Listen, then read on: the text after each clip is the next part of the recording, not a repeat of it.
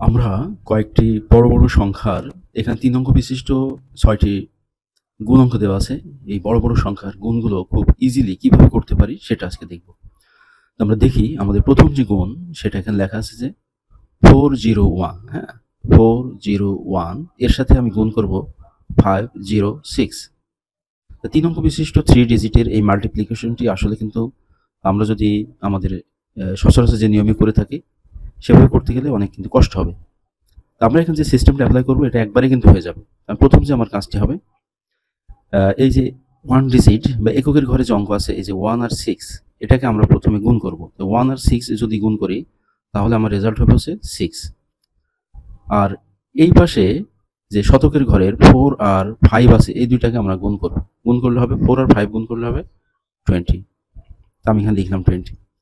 একটা জিনিস খেয়াল করতে হবে যে আমি 4 আর 5 গুণ করার পরে আমার হয়েছে কত? 20। আর 1 আর 6 গুণ করার পর হয়েছে শুধু 6। কোনো অঙ্ক যদি গুণ করার পরে, কোনো সংখ্যা গুণ করার পরে বা অঙ্কদ্বয় গুণ করার পরে যদি সিঙ্গেল ডিজিট আসে তাহলে আমরা এর বাম পাশে একটা শূন্য বসিয়ে এটাকে ডাবল ডিজিট করে নেব। ওকে? আর যদি ডাবল ডিজিট আসে তাহলে আর দরকার নাই। এখন আমরা যে কাজটি করব যে এই যে শতকের ঘরে যে অঙ্কটা আছে এর সাথে এককের ঘরের অঙ্কটা আমরা গুণ করব। তাহলে 4 আর 6 যদি গুণ করি আমাদের হয় হচ্ছে 24। আর 5 আর 1 যদি আমরা গুণ করি তাহলে হয় হচ্ছে 5। গুণ করে দুইটা আমরা যোগ করে দিব। তাহলে 24 আর 5 যদি আমরা যোগ করি কত হবে? 29। এটাই হলো আমাদের গুণফল। একইভাবে পরে যে অঙ্কটা আমাদের দেওয়া আছে, পরে যে অঙ্কটা সেই অঙ্কটা আমরা এখানে দেখি যে সেখানে কি বলা হচ্ছে যে এখানে 603 কে আমাদের 704 দিয়ে গুণ করতে হবে। তাহলে একইভাবে আমরা এই 3 আর 4 কে যদি আমি গুণ করি, 3 আর 4 গুণ করলে 3 4 যা হবে হচ্ছে আমার 12। আবার এই পাশের 6 আর 7 যদি আমি গুণ করি, 6 আর 7 গুণ করলে হবে আমার 42। এখন আমার কাজ হবে এই 6 আর 4টা গুণ করা। 6 4 হলো 24 আর 7 আর 3 হলো 21। ওকে, 24 আর 21 যদি আমি যোগ করি তাহলে আসছে আমার 45।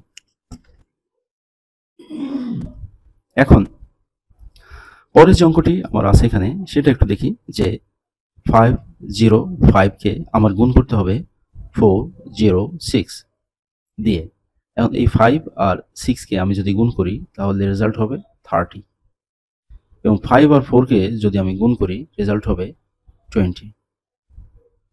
ওকে, তার দুই অঙ্ক বিশিষ্ট সংখ্যা এখানে হলো। এবার 5 দিয়ে আমি 6 কে গুণ করব। 5 6 হলো 30 আর 4 আর 5 দিয়ে গুণ করলে হবে 20।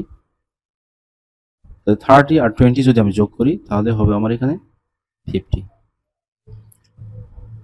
একইভাবে নিচে যে অঙ্কগুলো আমাদের এখানে আছে সেগুলো যদি আমরা দেখি যে 804 আছে আর 204 আছে এখানে। তাহলে আমি 4 আর 4 আমি যদি গুণ করি তাহলে পাই হচ্ছে 60। আর 8 আর 2 যদি গুণ করি তাহলে পাই আমরা এখানে হচ্ছে 8 আর 2 গুণ করলে পাই হচ্ছে 60। ওকে, এখন আমরা যে কাজটি করব এই যে এটা আমরা গুণ করব আর এটা গুণ করব। 8 আর 4 যদি গুণ করি তাহলে 32 হবে আর 2 আর 4 যদি গুণ করি তাহলে হবে 8। 32 আর 8 যদি যোগ করি অ্যান্সার হবে হচ্ছে 40। একইভাবে এখানে আমাদের আছে 902 কে আমাদের 205 দিয়ে গুণ করতে হবে। তো 2 আর 5 যদি গুণ করি তাহলে হবে আমাদের 10 আর 9 আর 2 কে যদি আমরা গুণ করি তাহলে হবে আমাদের হচ্ছে 18। আর এই পাশে 9 আর 5 গুণ করলে 45 হবে আমাদের আর 2 আর 2 গুণ করলে হবে 4। 45 আর 4 কে যদি যোগ করি তাহলে আমাদের অ্যান্সার হবে 49। এখন আমাদের এখানে আরেকটি গুণ অঙ্ক আছে 309 কে আমাদের 701 দিয়ে গুণ করতে হবে। তাই 3 আর 9 যদি আমি গুণ করি তাহলে 9 হয় আর 3 আর 7 যদি গুণ করি আমার হবে হচ্ছে 21। 3 আর 9 গুণ 9 আর 1 গুণ করলে 9 হবে, এর আগে একটা আমরা 0 বসাবো। 3 আর 1 কে যদি গুণ করি তাহলে 3 আর 7 আর 9 কে যদি আমরা গুণ করি তারপরে 63 হবে। 3 আর 63 যদি আমরা যোগ করি অ্যান্সার হবে 66। এটাই কিন্তু এর গুণ।